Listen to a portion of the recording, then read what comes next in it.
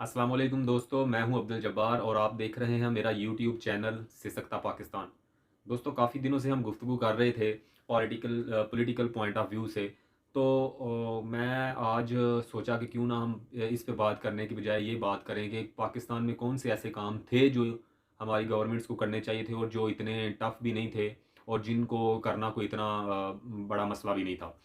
उन पे बात करेंगे जिससे हमारे मुल्क में काफ़ी चीज़ें बेहतर हो सकती हैं।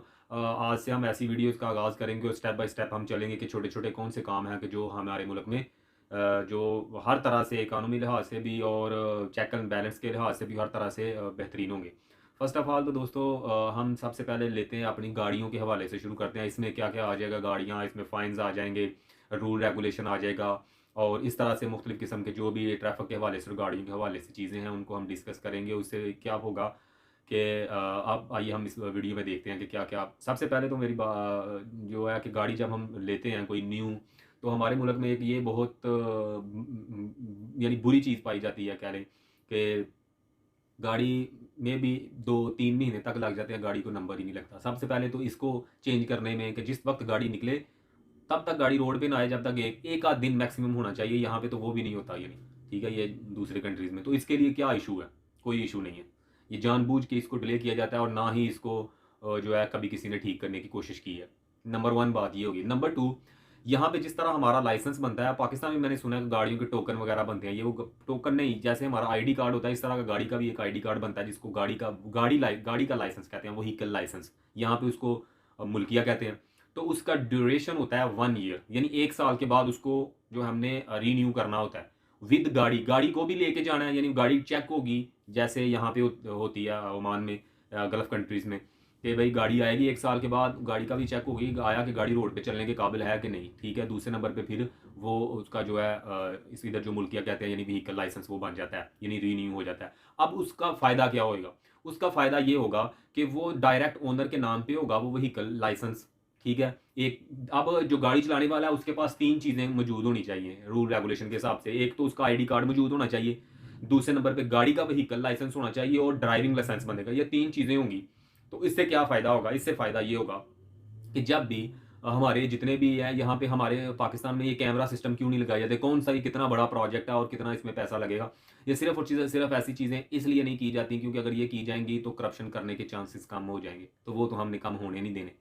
सिंपल से कैमरे लगे हैं, स्पीड कैमरे लगे होते हैं या फिर हमारे जो इशारों पे जाके हम गाड़ियाँ रुकती हैं वहाँ पे कैमराज़ लगे होते हैं कि जो इशारा तोड़ के गाड़ी जाए उसका आ जाए। तो उसका क्या होगा कि ये डायरेक्ट कोई ऐसा इश्यू नहीं है, डायरेक्ट जब कैमरा आएगा तो हमारी वही गाड़ी रुके या ना रुके, व्हीकल लाइसेंस पे वो फ़ाइन रजिस्टर्ड हो जाएगा कि इतना फ़ाइन, जो भी फ़ाइन मुकर्रर हो वो उसके ऊपर आ जाएगा। फॉर एग्ज़ाम्पल यहाँ पे हम स्पीड कैमरा को ओवर स्पीड हम जाते हैं तो कैमरा अगर हमें आ जाता है तो उसका हमें 10 रियाल फ़ाइन होता है। इट मीन के पाकिस्तानी अप्रॉक्सिमेटली 7500 यानी 7500 सिर्फ ओवर स्पीड का। और इसी तरह से अगर इशारों पे इशारा तोड़ दिया जाए तो उसका 50 रियाल फ़ाइन है, वो तो तकरीबन बन जाता है 36-37 हज़ार रुपया फ़ाइन होता है और 24 आवर जो हमने जेल में भी रहना होता है। तो ये चीज़ें हैं कि वो हमारे उसके ऊपर रजिस्टर्ड हो जाएँगी, ठीक है। अगर हम पे करना चाहें उसी वक़्त कर लें, नो प्रॉब्लम। अगर हमारा वो जमा होता जाएगा, फिर क्वेश्चन मार्क ये आता है कि वो अगर हम देंगे नहीं तो कैसे होगा? वो भाई उस वक़्त होगा कि जब हम गाड़ी का 1 साल के बाद वो हमारा जो व्हीकल गाड़ी का लाइसेंस है उसको रिन्यू करने जाएँगे तब, क्योंकि ये तीनों चीज़ें हमारी लिंक्ड होंगी। लाइसेंस हमारा ड्राइविंग लाइसेंस, गाड़ी का व्हीकल लाइसेंस और हमारा जो आईडी कार्ड, ये तीनों चीज़ें जो आपस में लिंक्ड होगी। इन तीनों चीज़ों में कोई भी चीज़, चाहे हमारा आईडी कार्ड है, वो भी 1 ईयर का कर देना चाहिए। चाहे हमारा लाइसेंस है, चाहे व्हीकल लाइसेंस है, ये तीनों को जब हम रिन्यू करने जाएँगे, तो क्या होगा कि हमें उसका कहने वो रिन्यू तब होंगे कि पहले हम अपना फाइन पे करें। फर्स्ट ऑफ ऑल बात ये होगी। दूसरा बात ये इसका फ़ायदा क्या होगा? दूसरा ये फ़ायदा होगा कि जैसे हम ये चीज़ें होंगी, इससे हमारे जो जॉब्स अपॉर्च्युनिटीज़ हैं वो भी निकलेंगी। तीसरी बात ये होगी कि ये जो हमारे रोड पे खड़ा करके किसी का भी चालान काट देते हैं ये वो, तो ये क्या घटिया सा रूल है जी, उसका आईडी कार्ड या लाइसेंस ले लेते हैं, उसका चालान काट दिया जी, फलां थाने से जाओ, ये चालान जी बैंक में पे करके आओ और जो है ना ये आके फलां थाने से, और ये ना अगर फॉर एग्ज़ाम्पल बंदा सियालकोट से गुजरांवाला लाहौर गया हुआ, वहाँ पे फ़ाइन हो गया, तो उस दिन तो वो वापस आ जाएगा, कब चालान पे करेगा, कब किसी चौकी में जाएगा और जाके तो अपना वो लाइसेंस वापस लेगा। कितने घटिया किस्म के, और क्या मालूम है कि और कुछ तो फिर इन चीज़ों से बचने के लिए लोग उधर ही पुलिस वाले को पैसे देते हैं कि चल यार ये तू ले ले 500-700 हमें जाने दे, ये ऐसा ना कर। तो इन चीज़ों से कितनी आसानी से और कितना साफ शफ़ाफ काम हो जाता है कि हमारा ऑनलाइन ही हर चीज़ होगी, हम पे करेंगे और अपनी चीज़ें हमारी क्लियर होती जाएँगी। अदरवाइज़ तीनों चीज़ों का चेक एंड बैलेंस होना चाहिए कि हमारा लाइसेंस अगर रिन्यू है, उस पे रिन्यू नहीं है, उस पे फ़ाइन होना चाहिए, वो भी ऑनलाइन आएगा। उसके बाद जब हमारा व्हीकल लाइसेंस, गाड़ी का लाइसेंस फिनिश है तो उस पे भी फ़ाइन आना चाहिए। उसके बाद हमारा जो अगर आईडी कार्ड खुद का वो नहीं है उस पे भी, यानी इन तीनों चीज़ों पे, ड्राइविंग लाइसेंस, व्हीकल लाइसेंस और हमारे आईडी कार्ड पे अगर तीनों में से कोई चीज़ भी खत्म है उस पे फ़ाइन आना चाहिए। और इस तरह से हर बंदा, क्योंकि कुछ दो चीज़ें, दो ही तरह से जो है ना कोई बंदा किसी चीज़ को फॉलो करता है, या डर की वजह से या शौक की वजह से। तो हमारी कौम में शौक नाम की तो कोई चीज़ ही नहीं है कि हम रूल रेगुलेशन को फॉलो करें, तो फिर इनको डंडे के दौर पे करवाना पड़ेगा।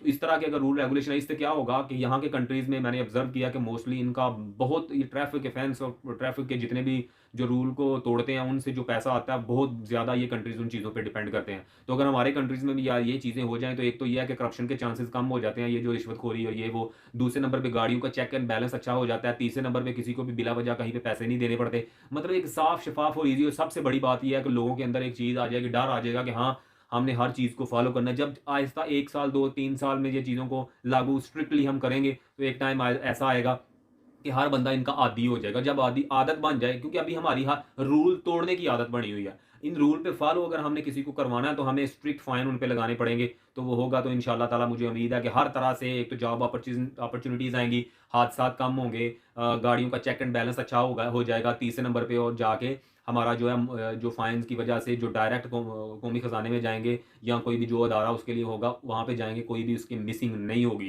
तो इस हर हवाले से आके ये चीज़ें होती हैं। इससे नेक्स्ट स्टेप और भी हैं, इसी हवाले से वो इंशाल्लाह हम नेक्स्ट वीडियो में डिस्कस करेंगे। आज के लिए इतना ही, मुझे इजाज़त दीजिए। अल्लाह हाफ़िज़।